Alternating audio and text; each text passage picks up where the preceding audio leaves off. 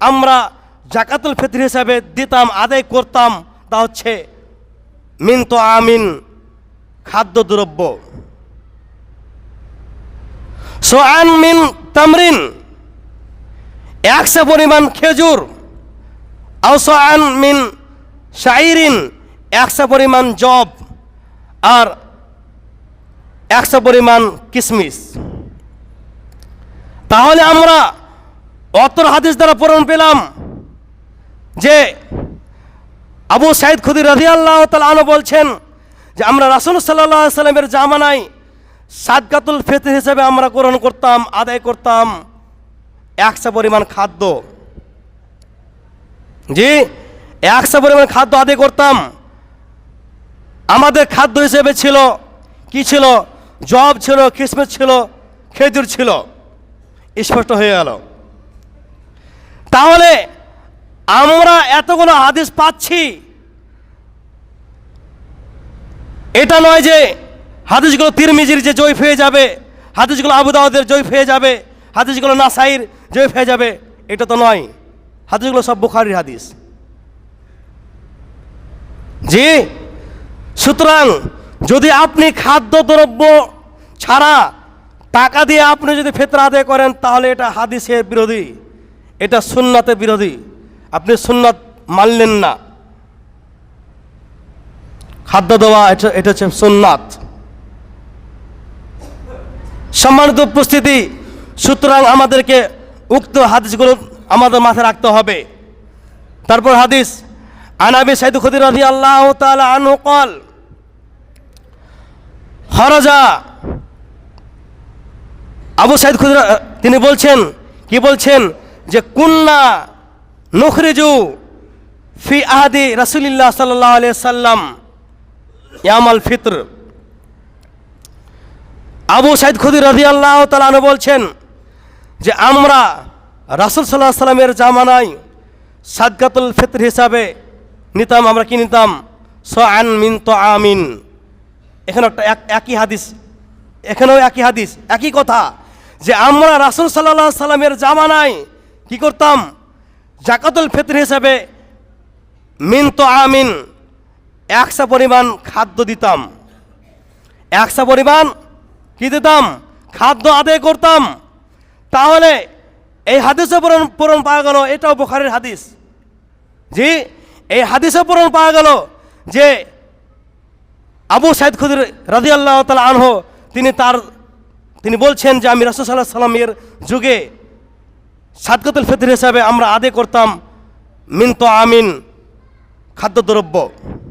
তিনি আরো বলছেন, অকাল আবু সাঈদ খুদরি রাদিয়াল্লাহু তাআলা তিনি বলছেন, ওয়া কানা তাআমানা, তখন আমাদের খাদ্য হিসেবে ছিল কি? ছিল শাইরিন জব। কি ছিল? শাইরিন জব, আর কি? অজাবিব, কিশমিশ, ওয়াল আকিত, এবং পনির, অত্তাম্র, এবং খেজুর। সম্মানিত উপস্থিতি, আমরা অতর হাদিসের অংশে কি বুঝতে পারলাম?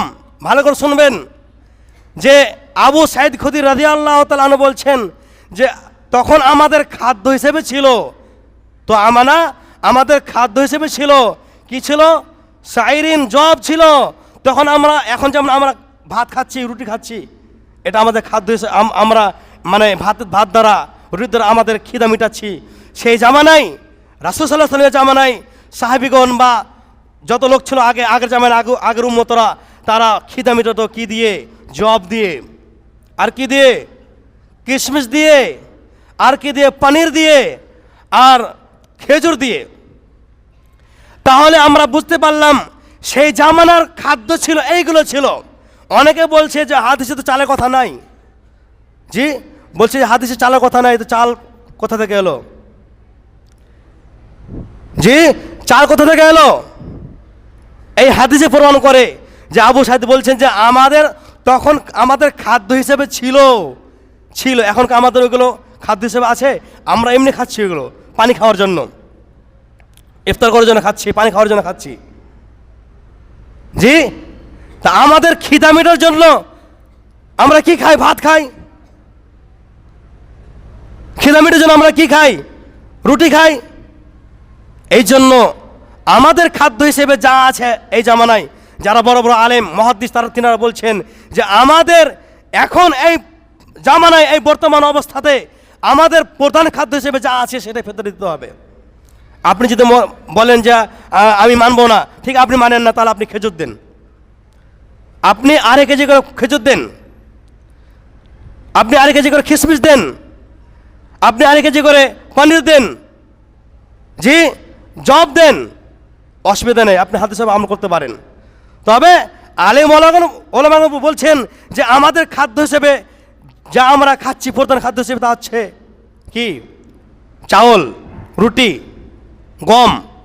তো ওই হিসেবে আমাদেরকে কী করতে হবে? ফেতরা দিতে হবে। সম্মানিত উপস্থিতি, তাহলে আমরা স্পষ্ট বুঝতে পারলাম প্রত্যেক হাদিসে একই কথা হলো, খাদ্য দ্রব্য কথা হলো, আপনি এর বাইরে যেতে পারবেন না।